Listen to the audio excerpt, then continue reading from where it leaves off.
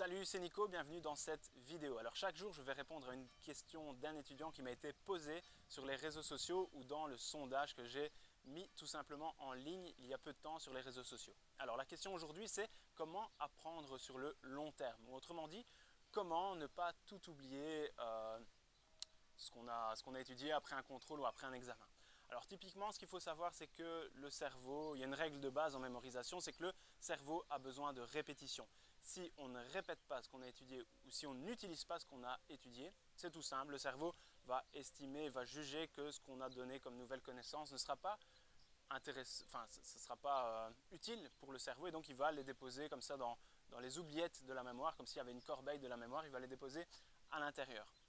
Alors il y a ce qu'on appelle la courbe de l'oubli qui a été inventée par un psychologue allemand, Hermann Ebbinghaus, et qui montre bien que plus le temps passe, et si on ne répète pas ou si on n'utilise pas ce qu'on a mémorisé, forcément il va y avoir une diminution de connaissances et plus les jours vont passer, moins on va se souvenir de ce qu'on a étudié. Donc ce qu'il faut faire, c'est deux choses. Les réactivations, d'accord, et il faut le faire de façon espacée. Alors les réactivations, c'est quoi? Typiquement, on va prendre un étudiant qui doit étudier par semaine 15 verbes irréguliers parce qu'il va être interrogé toutes les semaines sur ces verbes irréguliers, qu'il doit les connaître toute l'année parce qu'il va en avoir besoin. Okay, donc la première étude, il ne faut pas étudier 5 ou 6 fois ces verbes irréguliers.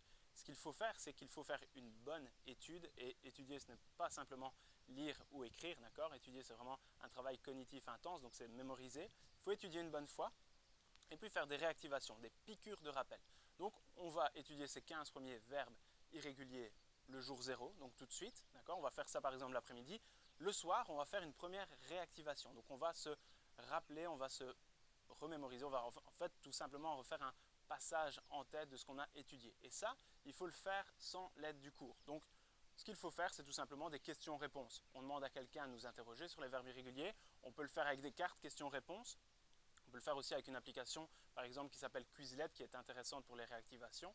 Donc ce qu'il faut, c'est ne pas relire son cours, ne pas retravailler avec l'aide de son cours sous les yeux. Ça ne servira pas à grand chose. Ce qu'il faut faire, c'est aller rechercher en mémoire. Une réactivation, c'est ça, c'est aller rechercher en mémoire ce qu'on a étudié précédemment. Donc on va faire ça le jour 0, on apprend ces 15 verbes irréguliers, on fait une réactivation le soir, avant d'aller se coucher, c'est très bien.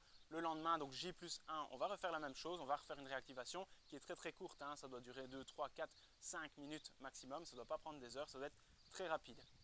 Ensuite, ce qu'on va faire, c'est que par exemple 3 jours plus tard, on va pouvoir refaire une réactivation, plus 7 jours plus tard. Ce qu'il faut le faire, c'est de façon espacée, c'est de façon séquencée. D'accord? Il faut faire ce qu'on appelle de la répétition tout simplement espacée. Et donc moi ce que je conseille, c'est qu'avant un contrôle ou un examen, au minimum c'est qu'il doit y avoir 3 passages en tête. On ne doit pas simplement étudier une seule fois avant un contrôle ou un examen. Il faut avoir au minimum 3 passages en tête. Maintenant, si on sait en faire plus, avoir par exemple un contrôle sur les verbes irréguliers, si on sait faire 4 ou 5 passages, si on a une semaine pour étudier, on va étudier une demi-heure, 3 quarts d'heure, ces 15 verbes irréguliers, et puis on va prendre plusieurs fois sur la semaine, 5 ou 10 minutes, pour refaire des réactivations, pour être prêt le jour du contrôle. Donc vous pouvez tester cette technique qui est les techniques des réactivations, des répétitions espacées. Je vous invite tout simplement à aller voir plus loin ou à vous renseigner, notamment sur les flashcards. Les flashcards, c'est une technique, une méthode qui